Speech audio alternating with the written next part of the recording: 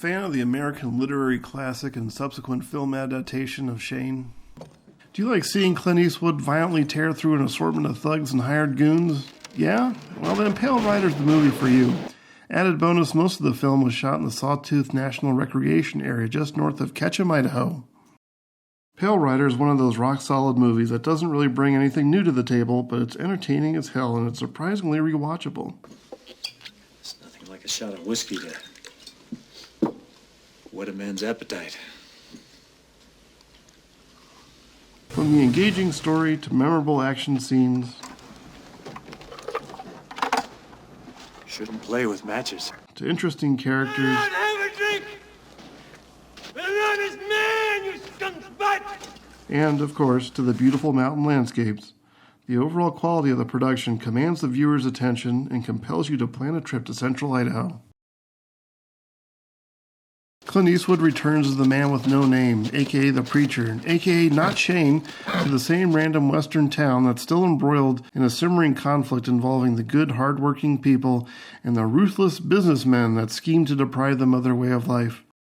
In this case, it's the humble miners panning the old-fashioned way with pans and pickaxes versus the sketchy opportunists that rape the land with their crudely industrial hydraulic strip mining operation. If that's not bad enough, no cute animal is spared with their opening rampage against the stubborn simpletons who refuse to cede their claims. All of this turmoil forces a teen girl, who's definitely not a gender-swap Joey Starrett, If you don't help us, we're all gonna die. to desperately pray for a miracle, and the Lord answers with Clint Eastwood. Please. Just one miracle. Preacher Clint endears himself to the lovable loser, Joe Starrett, Hull Barrett, played by the perpetually befuddled Michael Moriarty, who excels in this type of role. The tit's gone dry. No more credit here. You're a decent man, and we're all grateful for what you Don't coddle me, son. Their meet cute, or should I say beat cute, happens during this wonderful mashup of Jackie Chan meets Frank Thomas.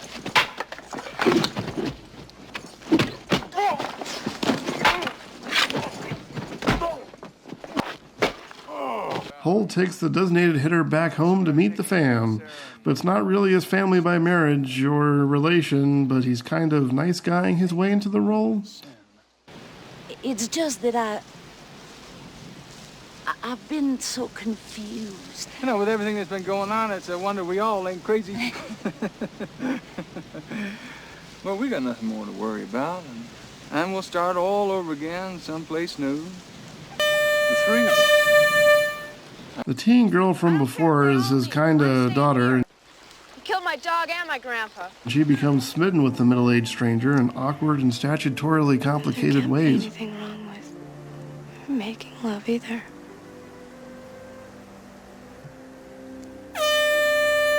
The big bad gets spooked and hires some crooked lawmen to deliver the preacher his last rites.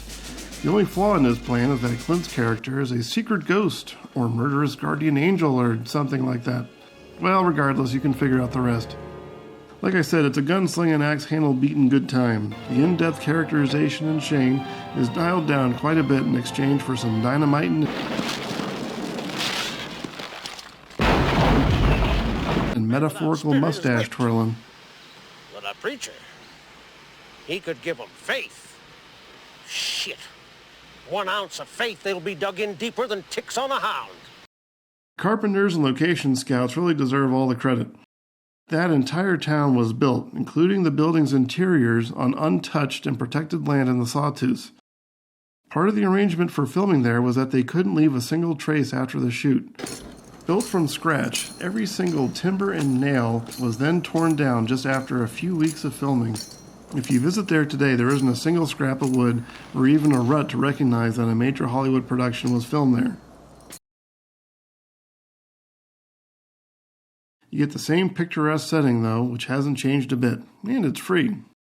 The 80s weren't especially kind to the good old-fashioned Western. Clint carried the genre in the 60s and 70s. Pale Rider continued that legacy, and a few followed suit, but Pale Rider represents an end to the era.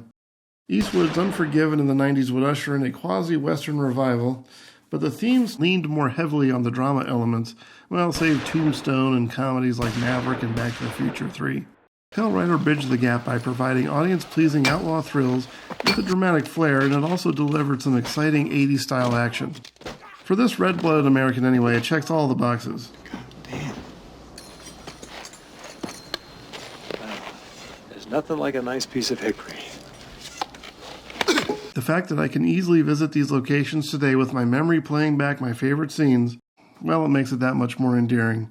So watch Pale Rider and take your own ride north on Highway 75, then hang a right on Boulder Creek Road. Experience a little Hollywood magic as you face down a defined Stockburn on the main road of a dusty mining town.